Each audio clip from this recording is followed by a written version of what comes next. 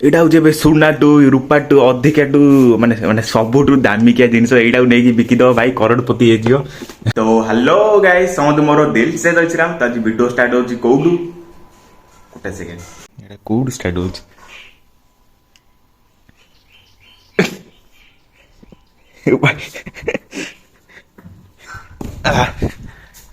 ତ ଆଜି video start ହଉଛି ବହୁତ ସକାଳୁ ସକାଳୁ, ତ 10:30 କି 11ଟା। ତ ଆଜି ଚାଲ ଆଜି ଭିଡ଼ିଓରେ ଯାହା ହବ ଆପଣମାନଙ୍କୁ ସବୁଠୁ ସେୟାର କରିବି। ସେୟାର ତ ନୁହଁ, ମୁଁ ପୋଲିସ କେଟଉଛି ଦେଖିପାରୁଥିବେ, କାହିଁକିନା ମୁଁ ଏଇକା ଉଠିଲି। ଚାଲ ଦେଖିବା ଏବେ ଘରର ପରିସ୍ଥିତି କ'ଣ। ତ ଚାଲ ଆଜି ଦେଖିବା ଘର ଭିତରେ କ'ଣ ଚାଲିଛି ଆଜ୍ଞା। ଏଠି ବୋଧେ କ'ଣ ଡାଲା ଭଲ ବର୍ଷା ଲାଗିଲା। ଡାଲମା ଏଇଟା କ'ଣ? ମୁଗ ଡାଲମା କରିବ? ମୁଗ ଡାଲମା ଭଲ ଲାଗେ? ଭଲ ଲାଗେ ମୁଗ ଡାଲମା? ମୁଗ ଡାଲମା ଆପଣ ମାନେ ଖାଇଛନ୍ତି ନା ନିଶ୍ଚୟ କହିବେ। ମତେ ଡାଲମା ବେଶୀ ଭଲ ଲାଗେ, ଡାଲି ବେଶୀ ଭଲ ଲାଗେ। ସକାଳେ କ'ଣ ଆଳୁ ଛଣା ହେଇଗଲାଣି। ଇଏ ଆମର ସକାଳ ବ୍ରେକଫାଷ୍ଟ। ଇଏ ଆମର ଏପଟେ ରହିଲା ପକୁଡ଼ି, ଇଏ ଆଳୁ ଛଣା ହେଇଥୁଆ ହେଇଛି, ପଖାଳ। ଚାଲ ଦାନ୍ତ ଘଷିବା ତାପରେ ଖାଇବା। ଓହ, ଏ ରୁମ୍ ଦେଖ ପୁରା ଅନ୍ଧାର ହେଇକି ପଡୁଛି। ଝରକାଟା ଫାଷ୍ଟ ଖୋଲିଦବା। ଓ ଏ ଭାରି ସଫା ହେଇଥିଲା, ପୁଣି ବଣ ହେଇଗଲା। ତ ଗାଇସ୍, ଇଏ ଦେଖ ଆମର ସକାଳର ଏପଟ ଦାଣ୍ଡ ପଟର ଦୃଶ୍ୟ। ସକାଳ ସକାଳ ସାର୍ଟ ପ୍ୟାଣ୍ଟ ଶୁଖିଛି, ମାନେ ମୋର ବହୁତ ସବୁ ସାର୍ଟ ପ୍ୟାଣ୍ଟ ପଡ଼ିଥିଲା। ବୁଆ ନାହିଁ ବୋଲି ସଫା ହେଇନଥିଲା, ବଡ଼ ଆଜି ସଫା ହେଲା, କାହିଁକିନା ମୋତେ କାଲି ଯିବାର ଅଛି ଟିକେ କଲେଜ।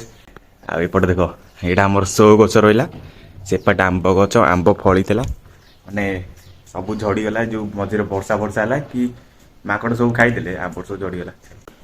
ସାଇକେଲ ରହିଲା, ଫାଷ୍ଟ ସାଇକେଲକୁ ଗୁଡ୍ ମର୍ଣ୍ଣିଂ।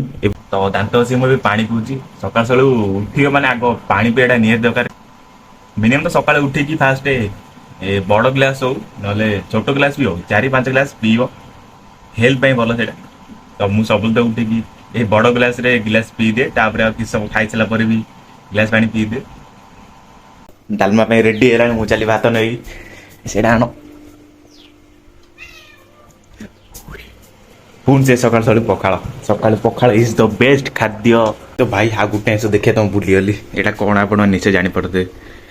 ଏଇଟା ହଉଛି ଏବେ ସୁନାଠୁ ରୂପାଠୁ ଅଧିକାଠୁ ମାନେ ମାନେ ସବୁଠୁ ଦାମିକିଆ ଜିନିଷ ଏଇଟାକୁ ନେଇକି ବିକିଦବ ଭାଇ କରୋଡ଼ପତି ହେଇଯିବ। ଭାଇ କୋଉ ଭାଇରସ୍ ବ୍ୟାପିଛି ଇନଷ୍ଟାଗ୍ରାମରେ ଯାହା ନେତା ମାନେ ଯୋଉ କ'ଣ ପାଟିରେ ବସେନି ଛାଡ଼, ମାନେ ଯାହା